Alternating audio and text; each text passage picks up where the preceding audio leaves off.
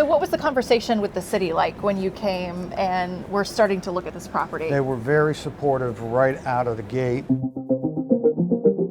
Seeing rebirth of an existing structure or an existing site is very exciting for us. This is my first big apartment that I got on my own. It's fancy, but it's affordable. Finding a place to live can be difficult, especially as rent prices continue to rise. But we found a solution. There's one company who took a hotel that used to be full of issues like drugs and shootings and turned it around. We have a pretty extreme shortage on our hands right now. And that makes rent prices go up? Sure does. Scarcity, it's simple supply and demand, and it's scarcity will drive the cost up. I'm Chris Chittum, Executive Director of Community Development and Placemaking for the City of Roanoke. What are you hearing from people about the cost of living here? That people are really surprised about how rents have escalated. Something that was $900 a month a couple years ago is north of $1,300 now. Obviously, affordable housing is a big problem, not only here, but across the country. So how is this a solution? We're identifying properties that are vacant, are problematic, that have crime. We are then acquiring them, emptying them out, and converting them to brand new apartment communities. So we're solving a local neighborhood problem with crime and vacant properties, and we're solving a housing problem.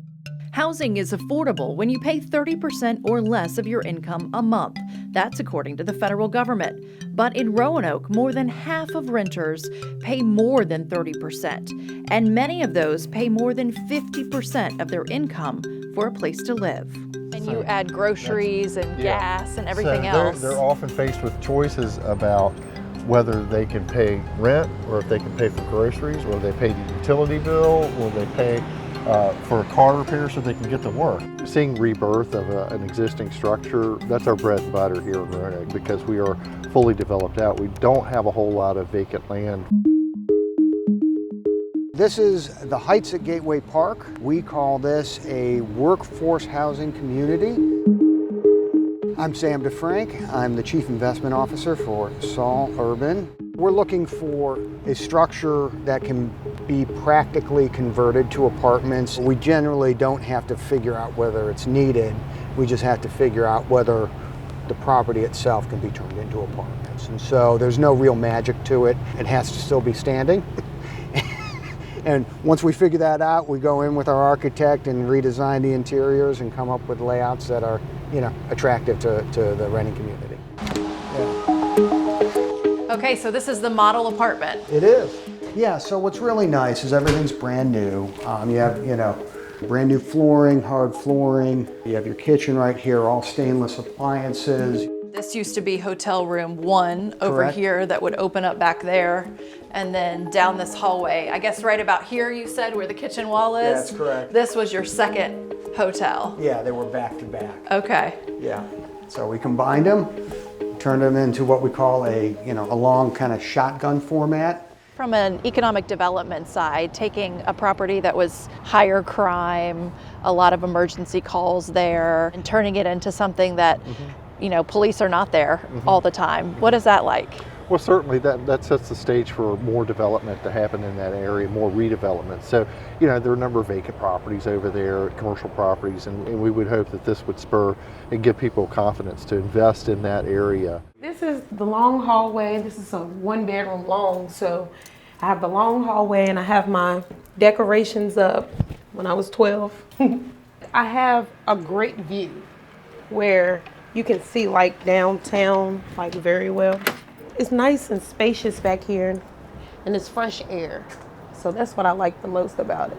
I love the amenities and the space. How hard was it trying to find affordable housing? It is a little difficult nowadays. That's what drew me to here, because they had a special where you could move in for $500 and then just pay your first month's rent. And I thought that was a good price for a brand new apartment.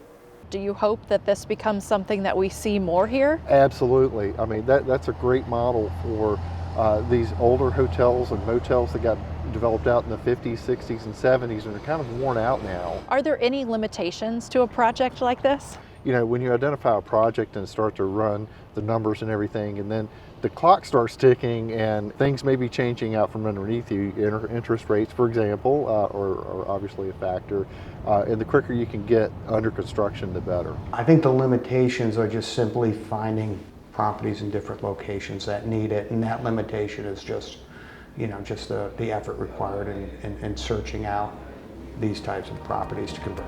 I love it. I'll be here at least for 18 months or longer. I think they've all been pretty happy, and it's exciting. You feel good that you've been able to deliver something that people want, that they can afford, that makes them happy. So how do they figure out the monthly rent for these apartments? Well, they look at a 5-mile radius to figure out the annual household income for that area. Here, it's about $51,000 a year.